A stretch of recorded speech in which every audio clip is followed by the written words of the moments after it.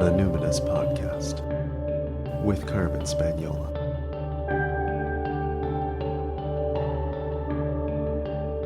Hi there, and welcome to the Numinous Podcast, where we have interesting conversations with everyday folks about the mystery of life. And every once in a while, I send you a brief missive, a little dispatch from here on the farm on Insilkshin-speaking territory, not too far away from a small town known as Summerland, BC.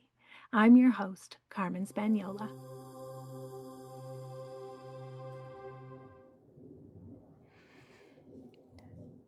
This morning I am this feels kind of silly, but the thing that I'm thinking about is the Blake Lively, Justin Baldoni court case, but not so much the court case, but some of the other things around it. These are my hot takes. So I'm thinking as a recovering avoidant. If you don't know, that's one of the ways that I identify myself as a recovering avoidant. I am somebody who was raised in a very avoidant household. And I went to high school, though, in a much more collectivist-oriented environment. I got a bursary to attend this private school for grades 9 through 12, and they had a really strong emphasis on citizenship. So I was kind of disorganized for a little bit there because I had all these moral actors and agents around me and people talking about citizenship and reciprocity and care and collectivism. But at home, it was everyone for themselves and very kind of like UFC fighting. Not literally, but just the environmental atmosphere was like you were always in a cage match with whoever was challenging you. And why would I keep that anonymous? My drinky dad, my adoptive father, was just like a very foreboding figure and angry man. So anyway, I'm thinking about this Lively Reynolds and Baldoni lawsuit because one of the things that has been really, just heartbreaking, really hurt my heart with the unsealed documents of their private texts and emails and things that all come out when you bring forth a lawsuit is the way these powerful Hollywood people talk about the Baha'i faith as a cult. And there's just some basic things that I think people don't know about the Baha'i faith, and I happen to know just a little bit because across the lake from where my high school was another private school, this Baha'i international school. And so whenever we were a bigger school, they were quite small. And so whenever we would have school dances and things, their students would come. And when the Baha'is would come to our dances, it was really, it was like something to behold. It made me very uncomfortable in a way because they were so friendly and so confident and outgoing. And looking back, the way I would describe it, I'd never experienced anything like this because they were just so earnest and so when I look back now, I think of it as they were kind of they presented a combination of Buddhists and Hare Krishnas, they were just smiling all the time and so kind and friendly, and they would just come up to you. It was just, they did not have the self-consciousness of the average teenager, okay? And they just seemed really pure, if I can say that, just purely friendly. And if you don't know about the Baha'i faith, then there's some basic things to know. I am no expert. I only know these things not only because the Baha'i kids would come over, but also because my very first roommate, she and I went to the same high school, we were friends in high school, when we moved out the day after we graduated high school, her younger sister attended the Baha'i school. She could have gone to the same school as us, but she was really interested in the world peace aspects of Baha'i and the international school kind of philosophy, one world kind of philosophy. And so, yeah, I know a little bit. I'm no expert, but I just want to share what I know. And basically, Baha'u'llah is their prophet, and he was an Iranian prophet in the late 1800s. And essentially, he had this religion. He and his son formulated this religion that came out of another religion where they killed the prophet. And he sort of, while he was in prison, started to have these mystical experiences. And eventually, the Shah of Iran exiled him, like expelled him, instead of executing him as well as a religious zealot against the royal family or whatever. He banished him.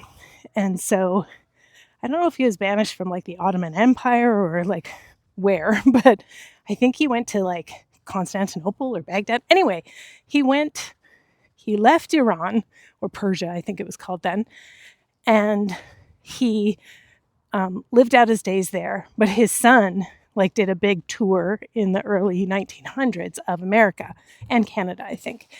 And so that's why there's schools and communities in North America, because of this sort of goodwill tour sharing the principles of the Baha'i faith. So one of the things is they believe in the oneness of humanity and world peace, maybe even world government, I'm not quite sure. They also believe in like one language for all of humanity. So everybody would have their native language, but also there would be like the language of peace, whatever it is, some other language that we would develop or create so that everyone could communicate. They believe in the equality of the genders. They believe in universal education. They also have a thing on, I don't know how they would describe it, but I know that, well, I would describe it as about class, because they don't believe in acquiring insane wealth. And I don't know if they have like a plan for what they think how this would happen, but the idea is that there would be one like wealth class, that people would not be allowed to hoard wealth. And because that makes us all spiritually poor kind of thing. So yeah, they're like basically about like peace and harmony and equality and justice, which reminds me of my Quaker faith. And a lot of people don't know that I'm a Quaker, but yes, I'm a member of the Victoria Friends monthly meeting, even though I haven't attended in forever. Kind of call myself a bad Quaker. And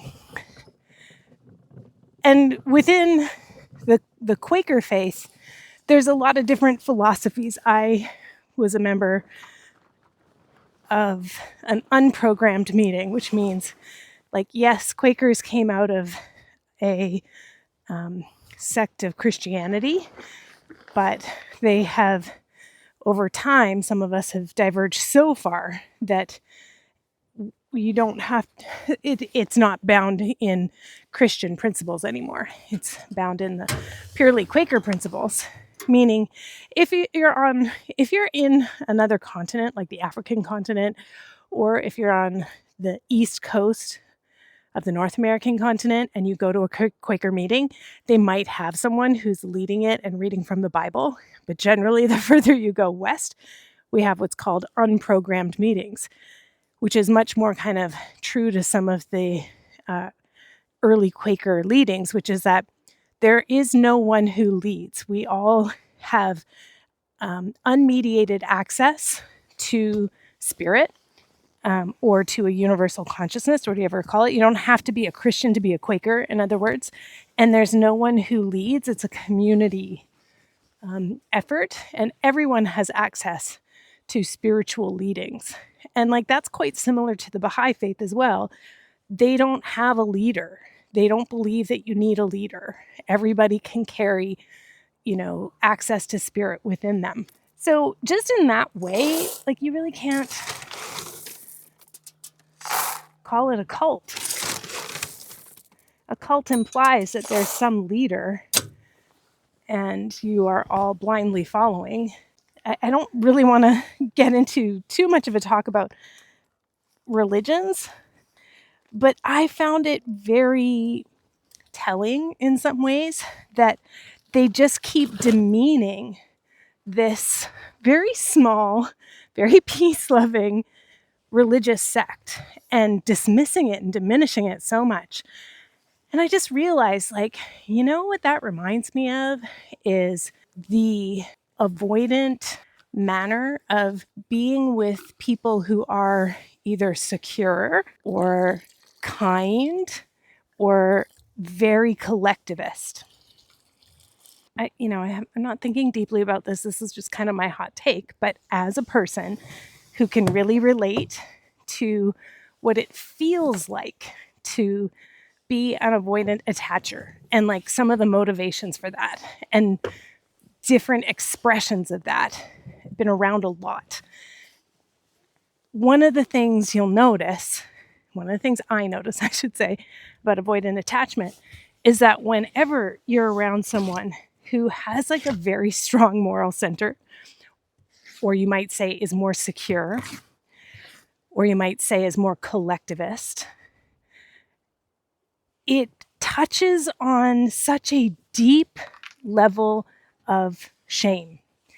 And I think for some avoidants, it's so buried, that shame is so buried under layers of, I don't know, whatever coping structure you have, right? It could be humor. It could be that you just never take anything seriously. You can't go deep with anything.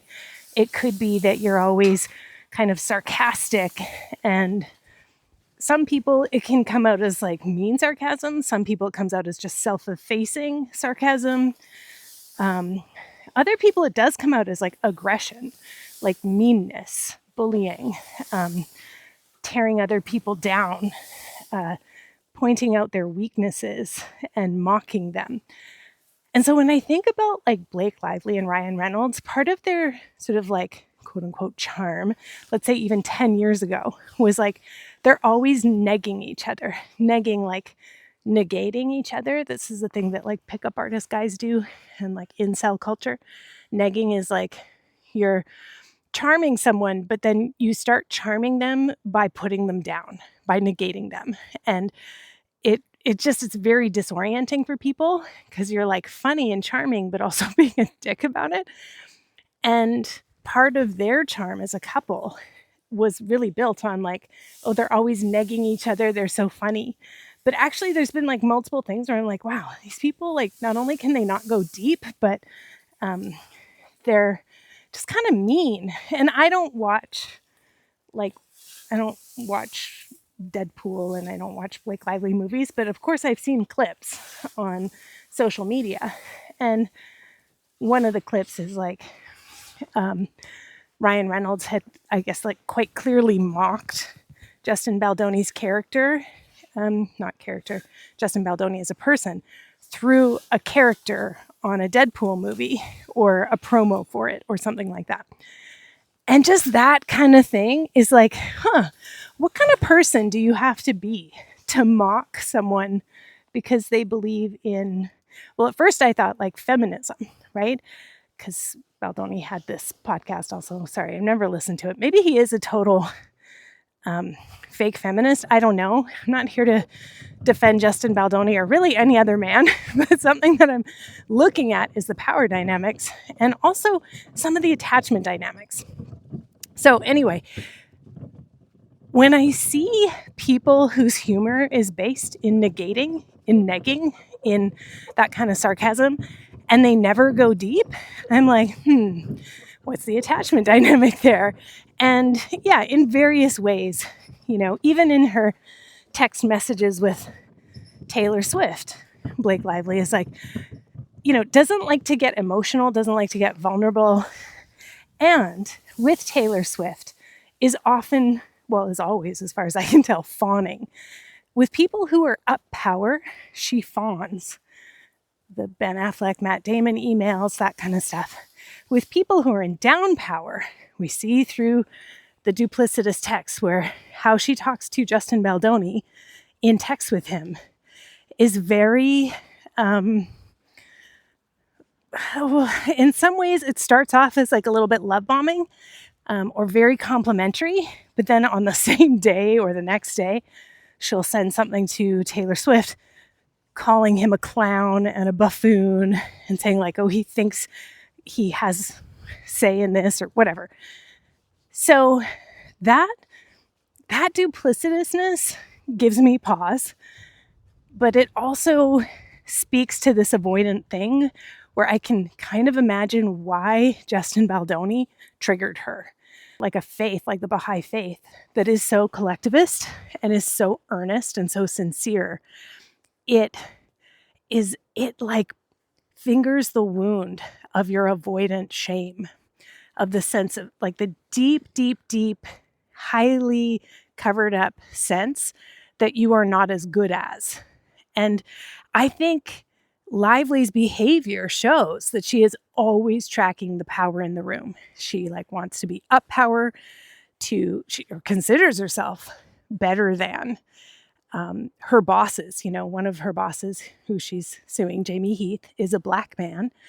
And there is an interaction where she's like, I'm out of toilet paper in my trailer. Could you handle that? Could you imagine saying to your boss, who's like the head of a studio, hey, can you do housekeeping for me in my bathroom? Can you get me toilet paper? You don't do that unless you actually feel you have power. So her whole case is kind of based on sexual harassment, and it has to be severe or pervasive. And you have to be able to demonstrate that there's a power balance and an imbalance of power there.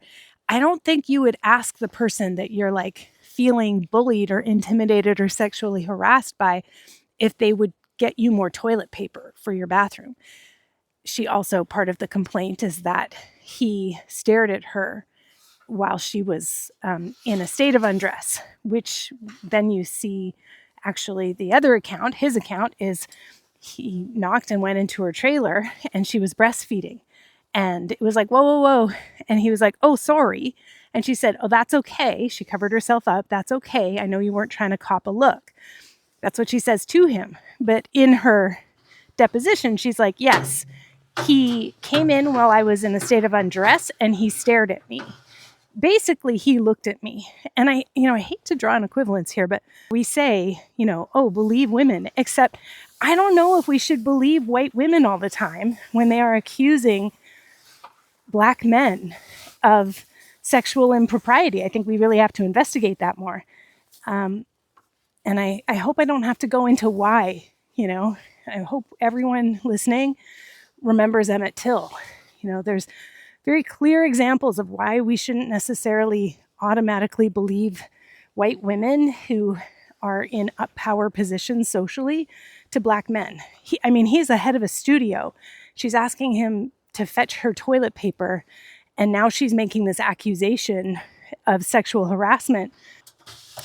And other people corroborate that it's not that she was just standing there naked and he came in and tried to talk to her. It's that she was breastfeeding. And as a mother who did breastfeed and in public, like, I also am not one to like free the nipple so much. I'm pretty sure probably what happened is she just turned around and grabbed a little baby blanket and put it over her shoulder, and that might have bothered her. It just became, anyway, okay. I don't want to get into that part. The part that I'm trying to point out, though, is that I think people with avoidant tendencies get very triggered by people who are trying to move through the world in a collectivist or secure or morally upright kind of way. Niceness is an irritant to people who kind of make their way through the charm of acerbic wit and negging and that kind of stuff. And I just find that very, very sad for, so Justin Baldoni and Jamie Heath are both Baha'i. And I just find that very sad for people of a religious minority to have very wealthy, powerful people in Hollywood treating them as outsiders right from the beginning and I think in what I read of their texts where they're like, let's not make her look bad. Let's, we better not be, they're saying to their PR people, we better not be the cause of her backlash online. Like, we don't want to do anything like that. They're so sincere. And I think that infuriates people who have less capacity for moral reasoning and moral ambition. And I just think it's very sad. That's something we need to be aware of when we're looking at power dynamics, is that underneath people who are that defended is a very dangerous level of shame. These people were willing to literally not only ruin others, but put their own careers and reputations on the line. I think because it never occurred to them that these people that they considered below them would have the moral courage to say, no, we believe in truth.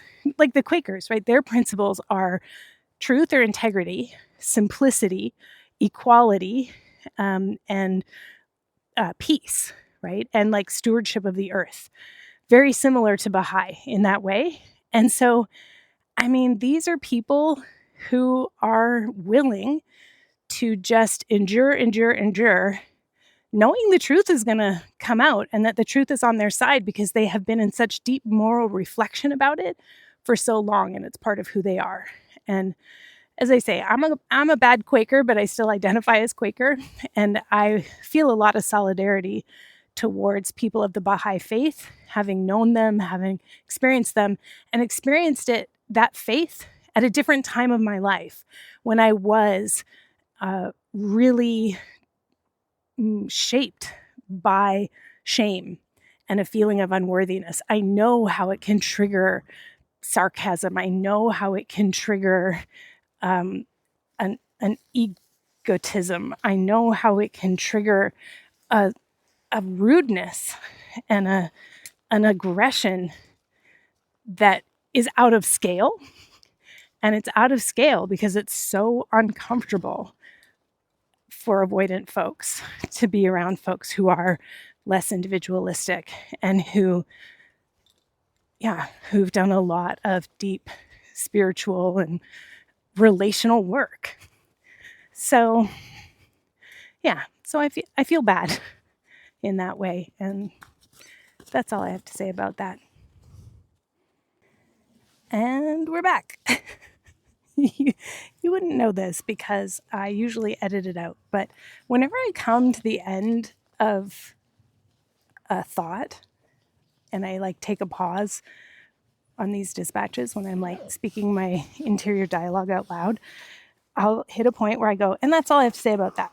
And then I pause for a moment, and then I turn off the recording, and then I have another thought. And I usually take that out. But I think now I'm just going to keep them in to save me time on editing, and also just to be honest with you, whenever I say, and that's all I have to say about that, that's just mental punctuation. I have more. I just needed a breather, or I needed to gather myself, or I needed to turn my attention to right now I'm stirring the mash for the horses. I needed to pay attention to the amount of the supplements I was putting in. Anyway, okay, I had another thought though, and this is about negging, and some of the stuff that came up in 2016 with the first rise of Trump was I got really interested in pickup artist culture. I was actually seeing it in my left-wing communities of guys who were sensitive 90s guys who were leftist men who were actually pretty shitty in a lot of ways. And a lot of them were reading these books. I can't remember what it's called. I think one was called The Game or something.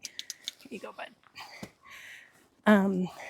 And it was about how to pick up women. It was very early incel culture books.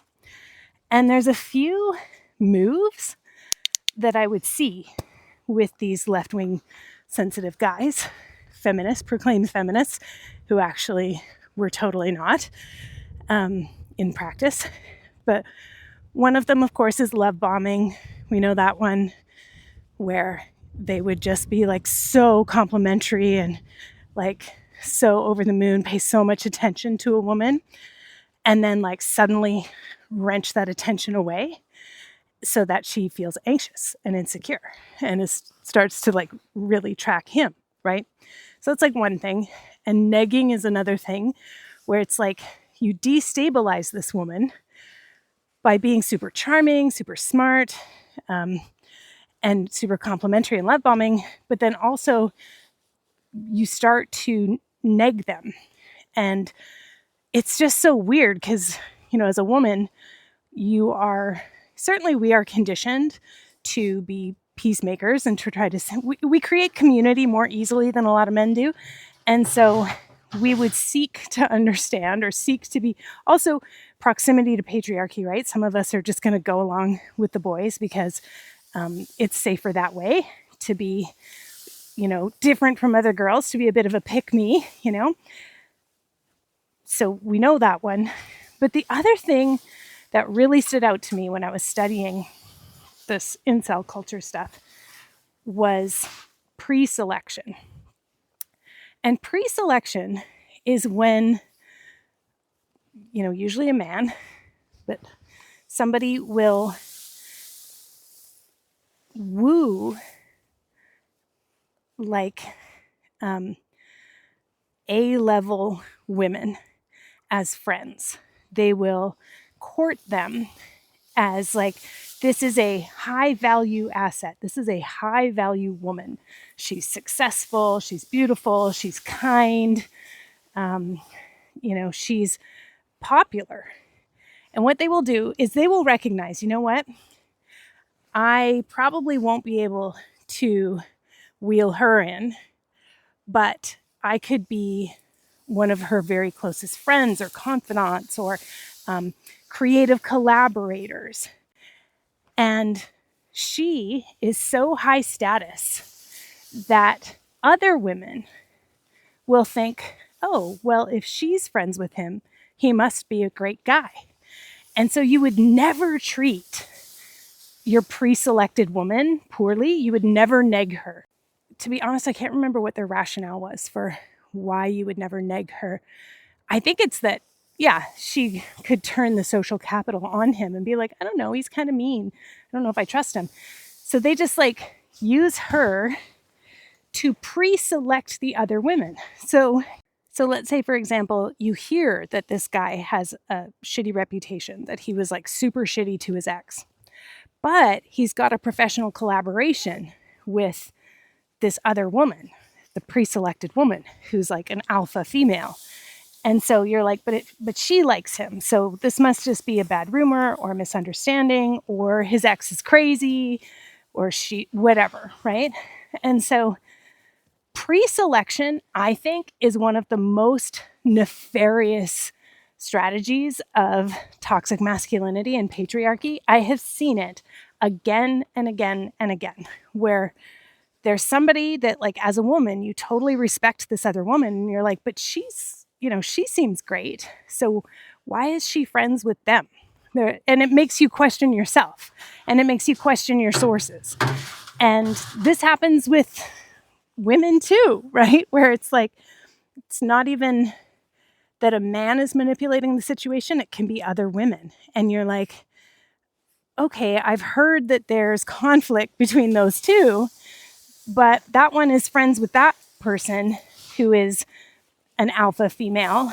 And so the alpha female probably wouldn't be friends with a shitty person, right? So this happens all the time.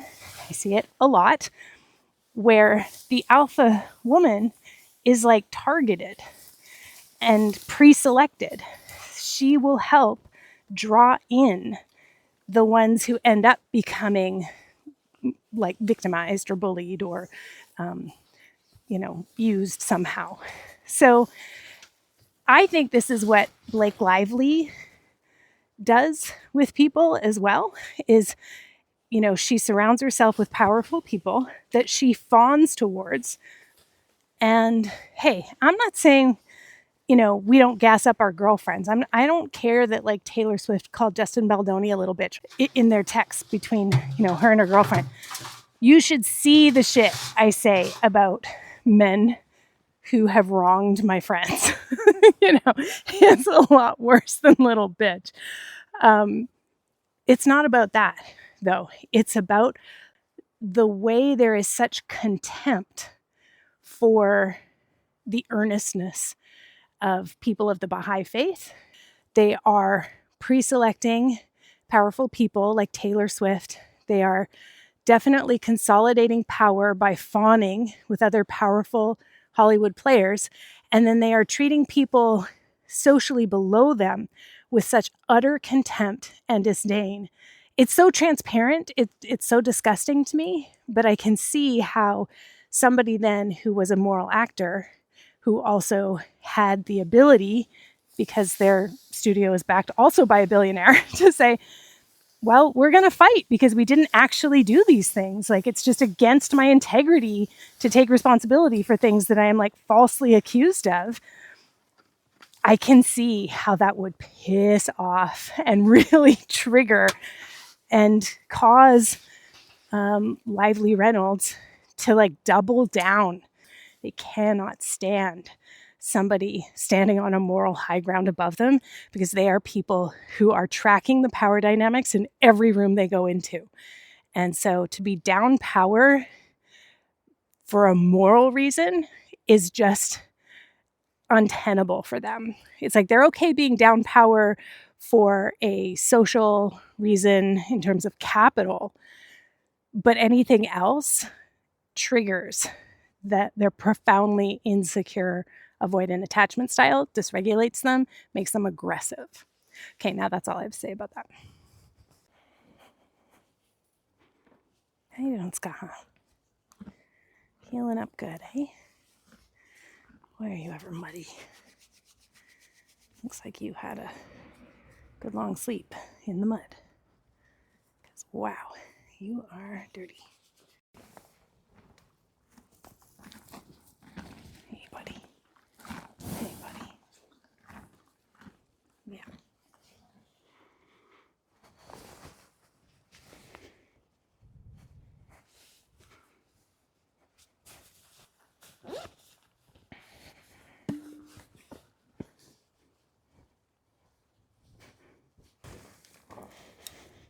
Also, I have to pay closer attention now that I'm in the paddock, because it's a warmer day today and the ice is melted, and now the wind is really blowing, and every time the wind changes, and especially, or like the weather changes, but especially the wind kicks up, so do the horses. And they start running and bucking and kicking. So not at me or anything, but they're really young and they don't have necessarily the spatial awareness and experience with humans that domesticated horses have. So they will run right through you for sure. So I have to pay closer attention.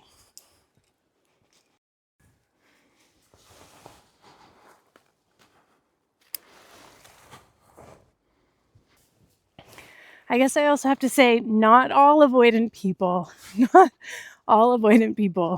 are aggressive or, so insecure that they have to bring other people down, right? Doesn't always present that way, but there's a reason that there's a stereotype, right? It happens enough.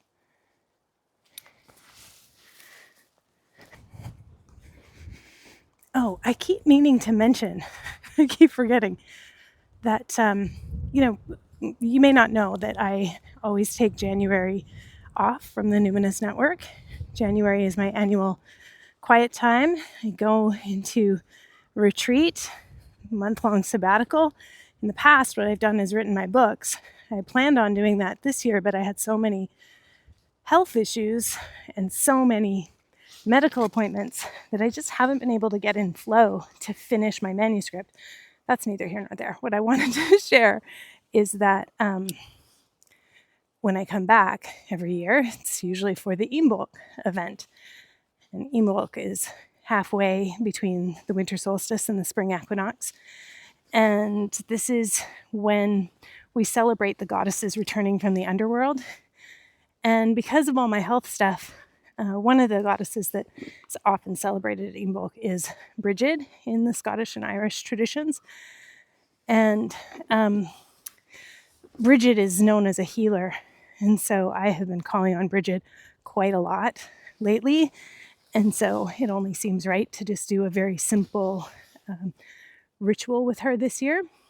And so if you would like to join us in the Numinous Network, on February 1st is when I'm doing the Wheel of the Year ritual for Imbolc.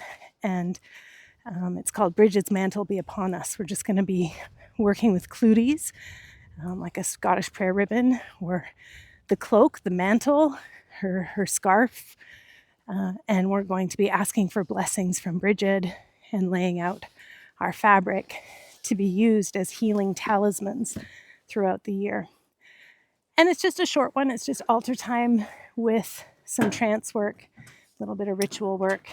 It's from 10 till 10:45 a.m. Pacific. It'll be recorded. It'll be available to stream for a week afterwards. When you join the Numinous Network, you don't just get that one event. You join it as a member for a month, and you don't have to, there's no pressure to stay any longer. Honestly, lots of people just like duck in for 1 month to come to a few events, or they duck in because they want to do one of the on-demand programs like the gut-directed hypnotherapy program, or Contact Nutrition 101, or the attachment class, So, but the point is that you just pay one price and you come to as much or as little as you want.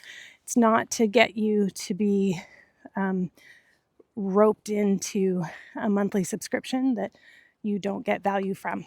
We have lots of people who sign up and then leave, and then come back and then leave, and come back and then leave. It's like super common. So it's very low pressure.